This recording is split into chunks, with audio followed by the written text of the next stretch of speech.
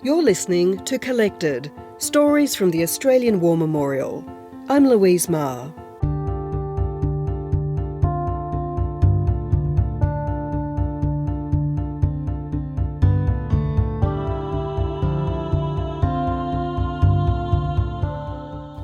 In this age of endless selfies, when just about everyone has a camera on their phone, it can be hard to appreciate just how precious photographic portraits used to be.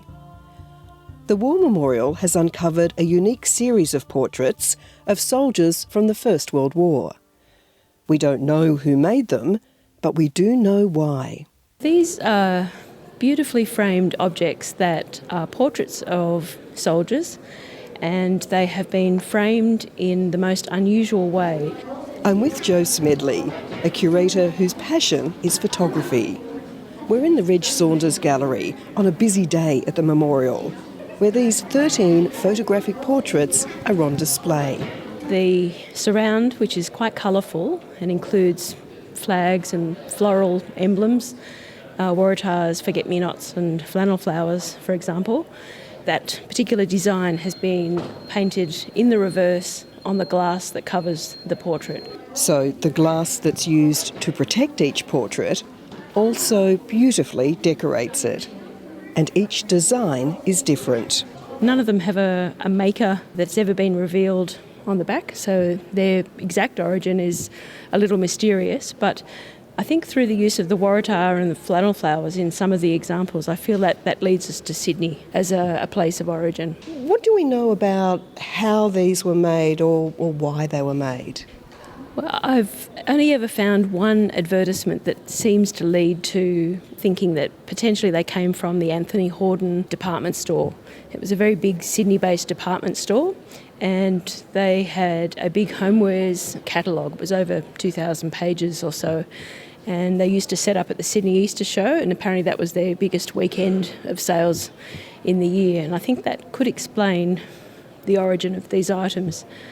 The flannel flower and waratah indicates certainly the New South Wales connection. Flannel flowers are particular to Sydney, so I feel that really makes it more specifically Sydney than anywhere else. Was this idea of painting the glass in frames unique to servicemen, or was it done for other photographs? We've never really seen it anywhere else, and as far as I can establish, there are no other examples that exist apart from this period around the First World War. I've contacted the State Library of New South Wales and the National Gallery and various other collecting institutions. None of them have any examples of these in their collections, so it leads me to think they're relatively rare, and of course they're fragile, so potentially the chance of breakage over time is quite high. They're also quite homely in the way that they've been constructed, so they're not a high art example. They're more of the arts and crafts kind of style, I feel, but quite lovely. Quite lovely indeed. And I wonder if you're able to tell, Jo, whether they were all done by the same artist or a team of artists. I think the designs may well have been registered. Patriotic framing or patriotic products were quite commonly developed and became available throughout the period of the First World War.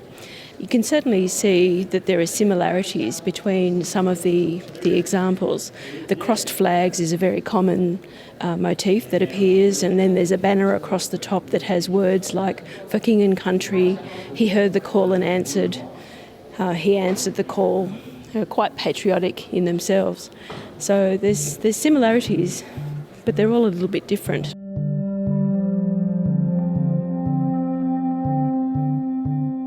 Before we talk about some of the individual soldiers whose portraits were framed this way, Jo wants to show me where these precious objects were restored. So we're off to meet paintings conservator Janet Hearne in her lab. Paintings lab just here. Hello. Hi. So we're in the Painted Surfaces lab, and we call it Painted Surfaces because we work both on the paintings, but we also work on frames and some of the other items within the collection, such as the reverse painted glass portraits. You've got such interesting things in here. I can see big jars of what look like pigments over there on that shelf. Yeah. They were pigments that were supplied to the artists, I think, with the official war artist program. And of course little easels and a mortar and pestle and workbenches and a sink and jars and brushes everywhere. Yeah, look, it's a good space to work in. So Janet, tell me, what did you have to do with the painted frames? They're an interesting object to work on. So I hadn't worked on anything like this before. They're made up of three sort of quite distinct components. So there's the reverse painted glass, but there's also the photographs, which are within the frame as well. So the frame is the last component. And so it was actually quite a collaboration between the paintings lab and the paper lab. So the paper lab would work on the photographs, and they were also really involved in the framing and the matting and reframing them so that they were safely housed. Some of the portraits had bits of ribbon inside the glass, masking tape, or paper elements such as pictures of ships or the king. In some, the paint was badly flaking. Everything had to be carefully treated. Janet had to work with a glass-top table and mirrors to see what she was doing. It's been quite challenging, but really interesting. It took quite a bit of research before I actually started to actually work on the object. So research into the types of materials that I would want to use, so the adhesives and retouching mediums. And also experimentation, looking at how things would work. And the adhesive that I did use was a new adhesive that I hadn't used before. And it was chosen mainly because it's water soluble, but also able to be altered with the addition of solvents to change its working characteristics. Things like viscosity or drying times, those types of characteristics that were able to be altered. It's got a similar refractive index to glass, so that means that the clarity of it is very good because the adhesive is going under and then is visible through the front of the glass. That's really important. And it's also a stable type adhesive that we wouldn't expect to discolour over time, and it's also retreatable, so it's able to be removed in the future if necessary, which is a really important part of conservation, that you use materials that can be removed if necessary and retreated. So in a project like this, you're learning along the way, aren't you? Absolutely, yeah. So it was interesting in the way that I had to get the right material that I was happy with in terms of the adhesives and things, but then adapt the approach according to the different challenges that each of the glass portraits proposed. They were all quite varied in the types of treatment that I had to do. It definitely wasn't the same for each of them. Are you happy with the result? Yeah, I'm really happy with the result. They've come out well. One of the interesting aspects has been trying to, whilst you aim for a perfect result, it's accepting some of the damage as part of the life of the object and the history of the object. You're listening to Collected, Stories from the Australian War Memorial. I'm Louise Maher.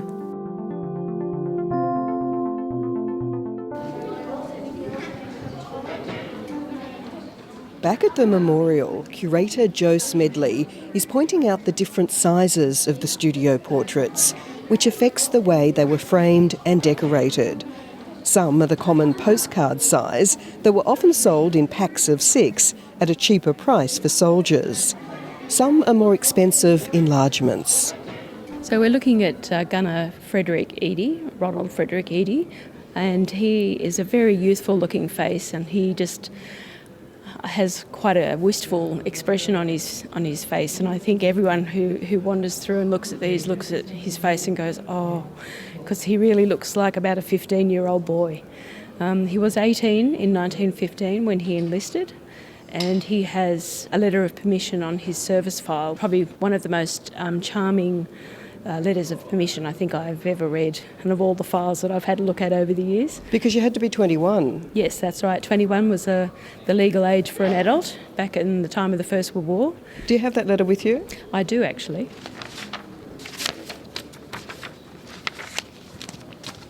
This has been a memorandum on the file, and it's written by Ronald's dad. So it reads, "Let me know this result of your application at once, Dad. I have not received your letter as mentioned in yours to your mother, but I can gather from hers what you want. My consent for you to volunteer to serve your country, well, my dear boy, I can understand your feeling that you would like to join your brothers who are already in Egypt on active service now. To business, my dear Ronald.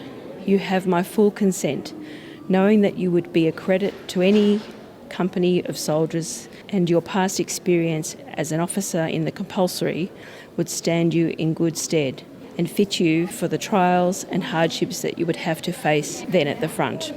Love from Dad.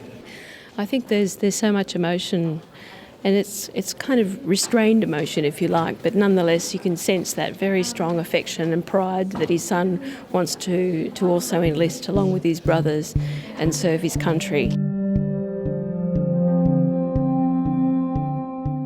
Young Ronald Edie enlisted in April 1915 and sailed a month later.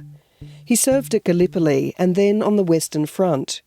He was killed in October 1917 at Passchendaele at the age of 20.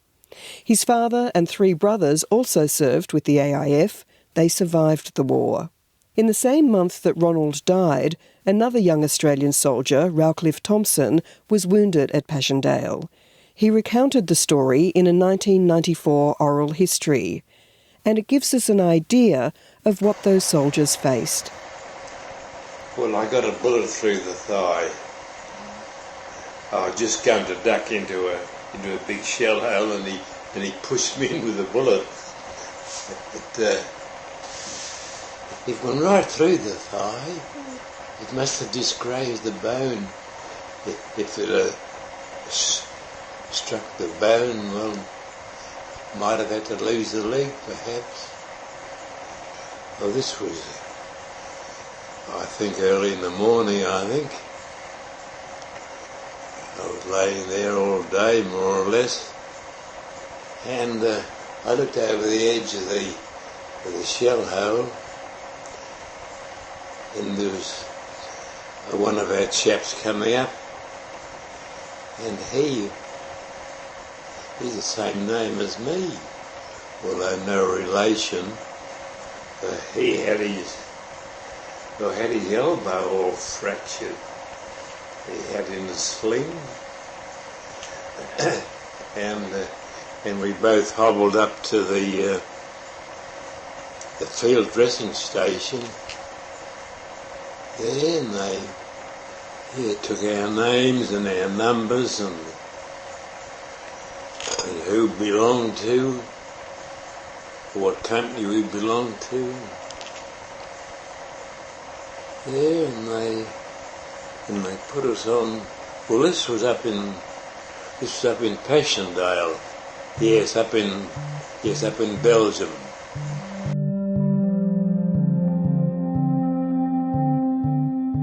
But back to young gunner Ronald Edie and his decorated portrait. Surrounding the portrait are a number of emblems and other photographs. On the left-hand side we have a photograph of the King. On the right we have a photograph of Kitchener. We have the Commonwealth emblem in a shield. It's been slightly squished in, and the emu has his leg up, which is slightly curious, I think. So patriotic elements for King, for country on either side of the portrait. And then we have his name, his service number, 1540, gunner Fr Edie. Below that we have the troopship that he sailed on. It's an actual photo of the troopship. Yes, and of course the writing on the left says enlisted April 1915, sailed 12th of May 1915. And on the right-hand side we have killed in action, France, 22nd October 1917. And then his unit underneath, 7th Battery, 3rd Brigade Field Artillery. And of course we have these artistic surrounds around it, so sort of fairly perfunctory information is sort of really beautified by the design, I think, in this case. The beautiful red and blue. Yes. Jo, moving along, we come to a much smaller portrait, a postcard-size photo of the soldier surrounded by floral emblems, and at the top there's a banner, "He heard the call and answered." Who's this? So So this is Sapper William Hallett. When this object was donated to us, it was only the second example we'd had of something come into us of that size, and so we were quite excited to take it in. The donor had said to us that she wasn't sure who it was. We were hoping that we might find some clues on the back, and in this case we were quite lucky because on the back of it there was actually a signature and a note from W.G. Hallett, and proved to be the only W.G. Hallett who enlisted in the First World War. And Sapper William Hallett turns out also was a fellow who died as a result of his service. Sapper Hallett is standing with his hands by his sides. His portrait is bordered in red, white and blue and includes images of crossed guns, bayonets and swords, along with waratahs and wattle. Sapper Hallett was a plumber by his civilian profession and expressed a preference to working in the engineering corps, and they actually did place him in an engineering unit. He actually served in the Middle East, and sadly in 1918 he got bronchopneumonia and passed away in October 1918. We wouldn't have known any of that if we had not had a signature on the back of the photograph, and of course he would have been one of the fellows. We often have photographs in our collection where we have no details for them, but luckily because of the inscription and the signature on the back, and the signature also matched the signature on his service record, so we were quite confident that this is who he was. So it was rather lovely to be able to put a face to his name, and also we've linked that photograph to the online Roll of Honour. So when people look up Sapper Hallett's name, they'll actually see this portrait as well. Jo, in this portrait we see two young men who look like brothers. One's wearing the slouch hat and the other a cap. Who are these boys? So we have William and Samuel Anderson, and there are actually two tags that have been attached to the frame here which give their service number, which is consecutive, so they enlisted together, and their ranks and the MM at the end, which indicates that both of those brothers were awarded the military medal. Because it's a portrait of two brothers side by side, they've actually scraped the paint off either side and the bottom to actually fit this enlargement in the frame. So it's quite different to all the other ones as well. So we have at the top for King and Country and just a bit of the two flags crossed over. Yes, and the Commonwealth logo, but in this case I think you can see that the emu is on the left and the kangaroo on the right. So I think in the stenciling on the back they've got that a bit muddled up.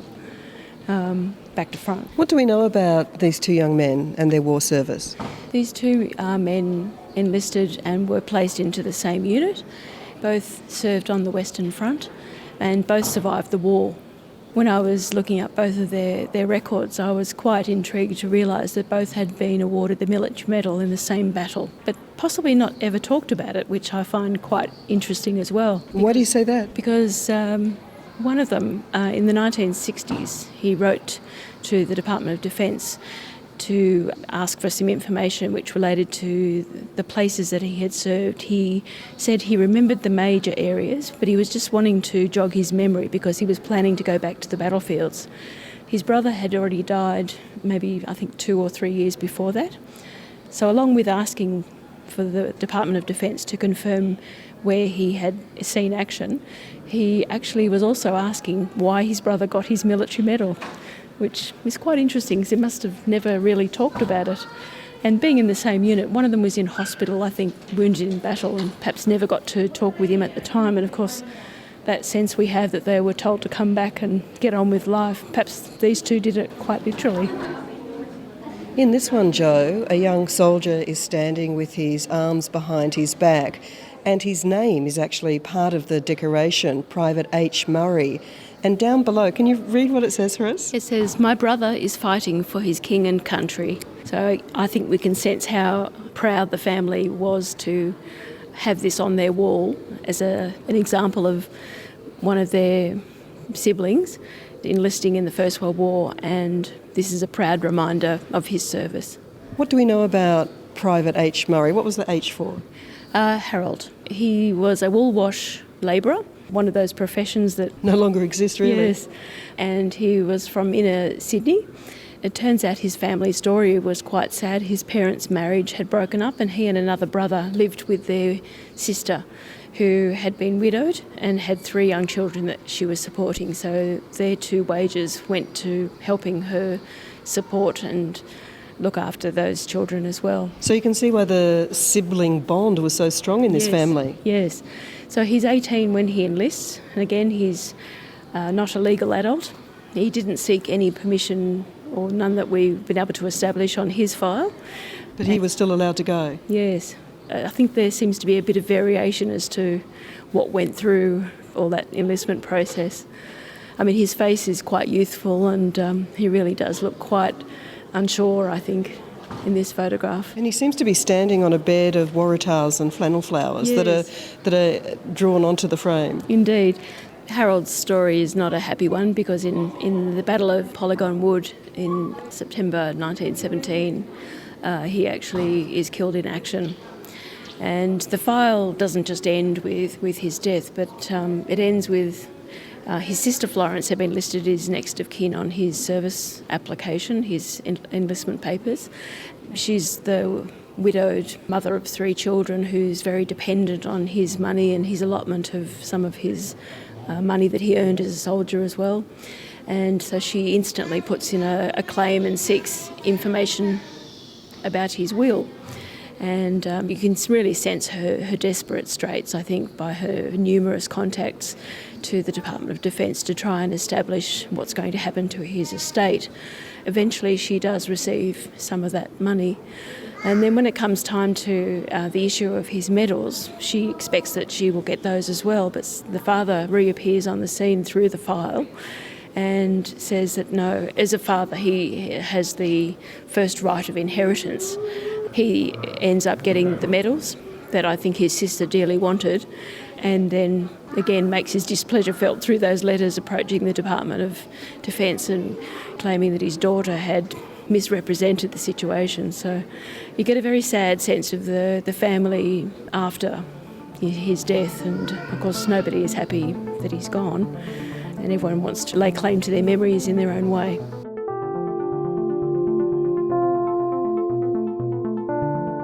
These beautiful, rare, reverse glass painted portraits are how families remembered the service and often the loss of their loved ones. The memorial has the largest known collection in the world. If you don't get the chance to see them on display in the Framing Memory exhibition, you can view them online on the memorial's website. Curator Jo Smedley is hoping to find more. Ever since the first one of these beautiful works came across our section, I've just been so intrigued by them. I think their framing is just so luminous and so different to anything else we've had from that period of time that I've just really kept my eye open, for other examples of these. And gradually, it's a kind of a patience thing as well.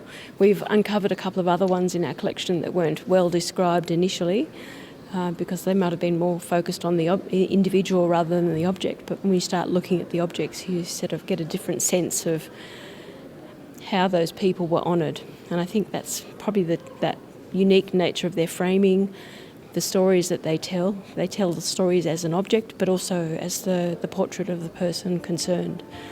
And I just love the way those two things come together in such a charming and decorative way.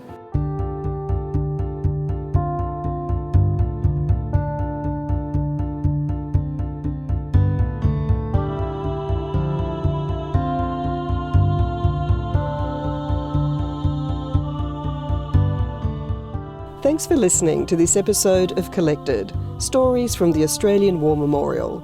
I'm Louise Maher. You can subscribe to the series by going to the Memorial's website or wherever you get your podcasts. See you next time.